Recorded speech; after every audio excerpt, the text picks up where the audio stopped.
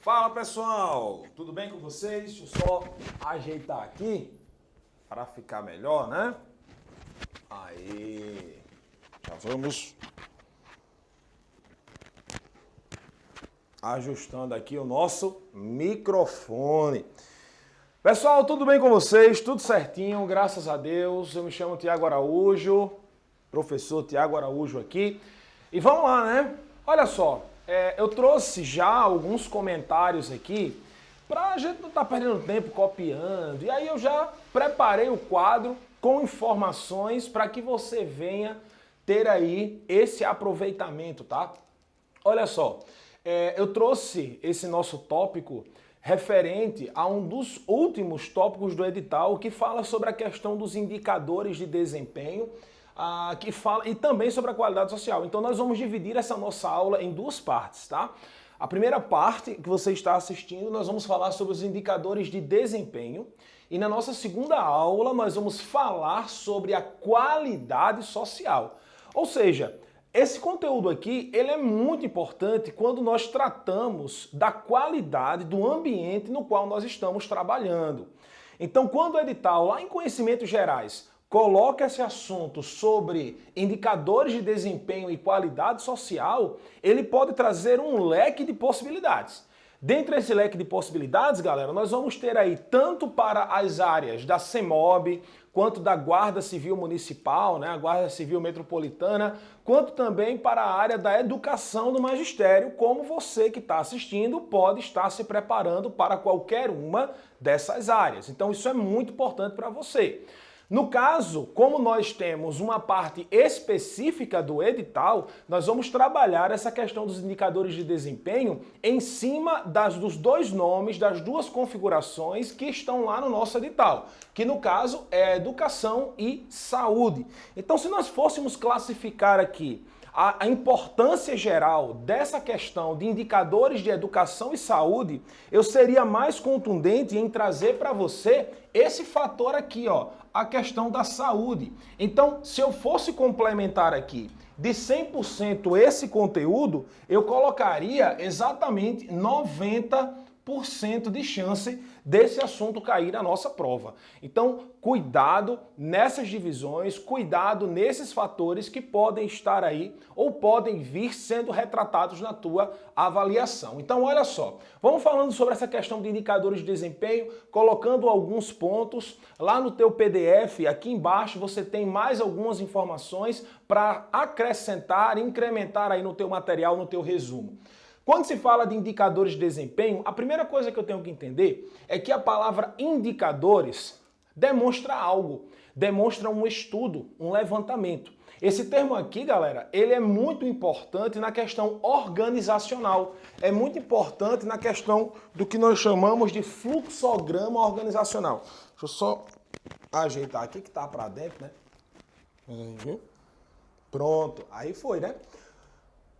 Vamos lá, organização, indicadores. Quando nós falamos nessa base de organização, é muito interessante. Por quê? Porque em uma determinada empresa, quando o gestor ele quer elaborar um levantamento dos principais pontos que a empresa dele tem de positivo ou negativo, ou aspectos fragilizados, o que é que nós vamos ter? Um indicador. Esses indicadores, geralmente, eles são formados através de dados estatísticos, de movimentos em gráficos, de análise em formato de pizza. A geografia, que é uma disciplina que trabalha muito essa questão organizacional, fluxograma, de indicadores, o IBGE vai trabalhar muito com essa questão de indicadores, sejam indicadores sociais, indicadores econômicos, indicadores culturais, indicadores voltados aí para a questão da saúde, educação e etc. Isso é muito utilizado na questão para você entender quais são as características gerais que o território brasileiro apresenta e qualquer outro ambiente, qualquer outra ambientalização. Então, olha só, falando sobre indicadores, né? Indicadores de desempenho. Quais são as consequências, os objetivos desse estudo, dessa análise de indicadores? Olha só, busca melhor eficácia na gestão. O que é eficácia? É o que você desenvolve de eficaz que gera alto poder de desenvolvimento para aquela empresa ou para aquela escola. Então, ferramenta de pesquisa, alcançar metas e solucionar as falhas. É isso que você deve ir para a tua prova tendo em mente. Qual é o principal objetivo quando se gera um indicador e se faz um levantamento relacionado aos índices de desempenho? Olha só, solucionar as falhas. É exatamente a partir desses indicadores que nós temos aí a solução de falhas que venham a estar acontecendo e se desenvolvendo. Quando você tem um organograma na sua empresa ou até mesmo na sua escola, o organograma é exatamente a organização por atribuições empresariais. Essa organização está exatamente desde o gestor até os supervisores e etc. Na escola, nós temos aí o diretor, o supervisor, o coordenador e os... Aí você tem o coordenador de área, vai depender da escola, e aí você tem os professores. Isso é organograma. Isso é o sistema organizacional da tua escola. Então, quando o gestor ou o diretor da tua escola, ele coloca em plano essas atribuições para que aqueles que estão em incumbência de fazer e de melhorar a eficácia da escola, ele vai ter o objetivo de solucionar as falhas. Aí essa solução vai exatamente através dos indicadores. Os indicadores ele vai mostrar para você quais são os problemas, a partir daí você gera a solução e você vai em busca da melhoria para a tua empresa e para a tua escola. Então nós temos uma divisão. Nós vamos trabalhar em cima agora da educação. A divisão do indicador ele apresenta níveis. Os níveis eles são o aluno, a turma e a escola. Quando você compreende o aluno, você compreende a turma, você compreende também a escola. Só para termos um exemplo aqui, quando nós falamos do aluno, nós falamos de um aluno de uma forma restrita, né? O aluno ele é bem restrito, você consegue entender o aluno e a partir dos dados que você colhe daquele aluno, você consegue fazer um levantamento para que no final do ano, caso ocorra uma possível restrição, né? O aluno ele fica... restrição não, retido, né? Enfim, o aluno ele fica retido ou ele é promovido, né? Quando ele fica retido, você tem respaldo para você poder chegar ou na secretaria ou até mesmo o conselho tutelar, que às vezes é acionado e vai até a escola, né? Porque a incumbência do conselho tutelar tomar providências quando é acionado, mas não é incumbência do conselho tutelar agir perante a reprovação de um aluno. Eu vi isso acontecendo aqui na minha capital. Então o que acontece é o seguinte, quando você tem respaldo, quando você gera um indicador de desempenho em cima daquele aluno, você está se acobertando. E aí o aluno, ele apresenta características que a partir do momento em que você demonstra todos os atos, todas as atribuições dele durante aquele ano, o que é que vai acontecer? Deixa eu só ajeitar aqui, pessoal, que eu estou vendo que está ficando ruim.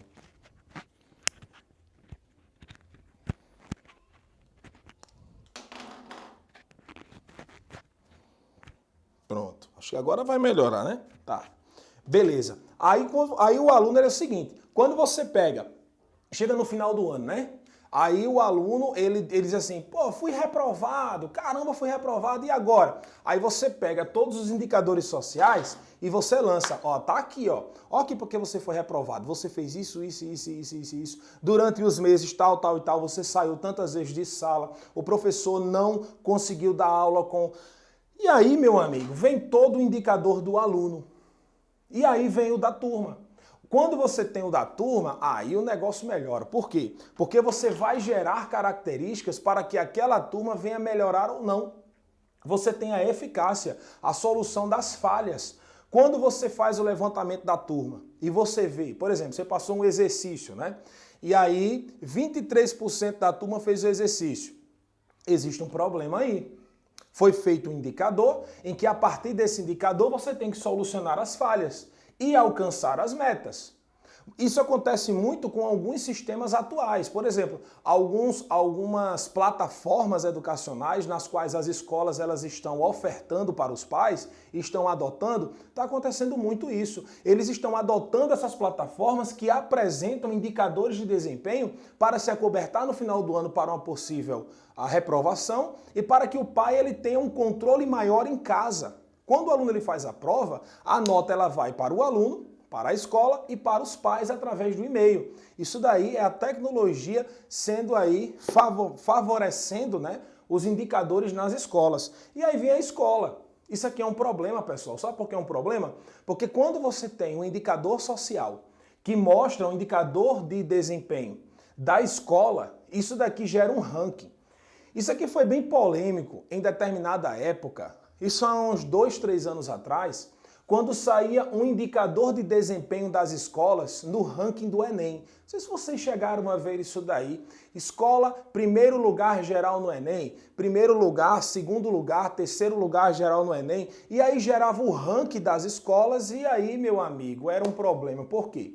Porque as escolas que investiam muito na questão dos professores, de material, ficava lá em 8º, 9º, 10º, 20º lugar, e aí os pais iam lá no indicador de desempenho do aluno e aí via o seguinte, não, eu vou botar meu aluno nessa escola. O meu filho, ele vai estar numa escola em que o indicador da escola é lá embaixo. Como é que eu vou colocar uma escola que tem a 20ª colocação em aprovação no Enem? Então, para minimizar esses impactos e até mesmo a pedido das escolas, esse indicador de posicionamento do Enem ele foi retirado. Esse que nós estamos vendo aí é um indicador que a galera geralmente faz, tá bom? Se voltou agora eu não sei, mas que um tempo foi retirado, foi. E aí, pessoal, aluno, turma, escola. Nós temos também o que nós chamamos de métodos avaliativos. O que são esses métodos avaliativos?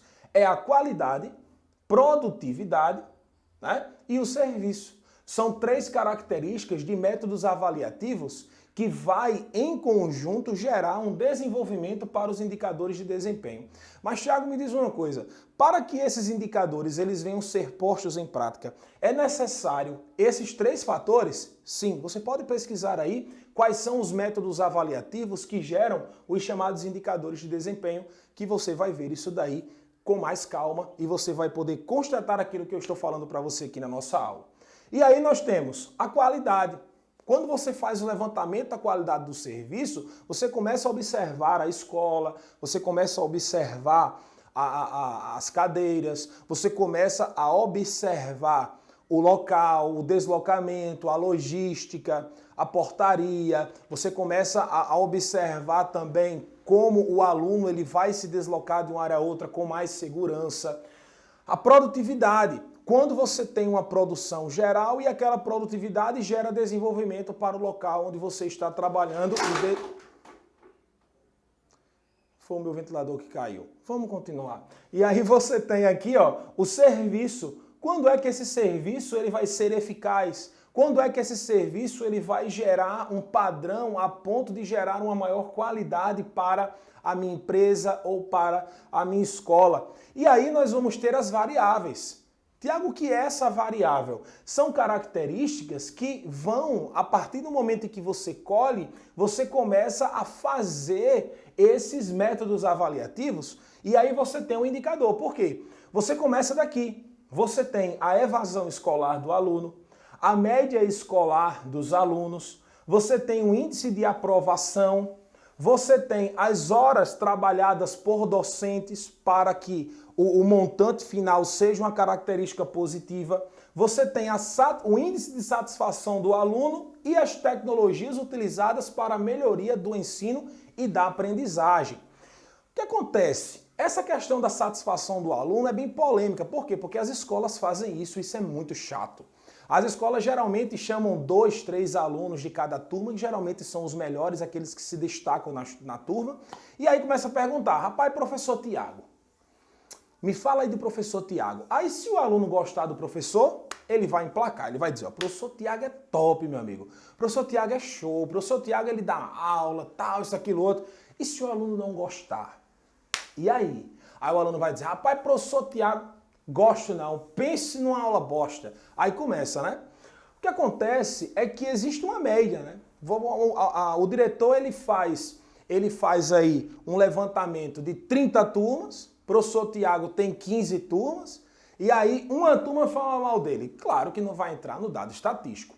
Mas quando você pega aqui, ó, um indicador, um levantamento de metas, e você pega as variáveis, e você vê aí, constata a partir, cadê? Deixa eu ver. Como ferramenta de pesquisa. Vou ver aqui, alcançar meta.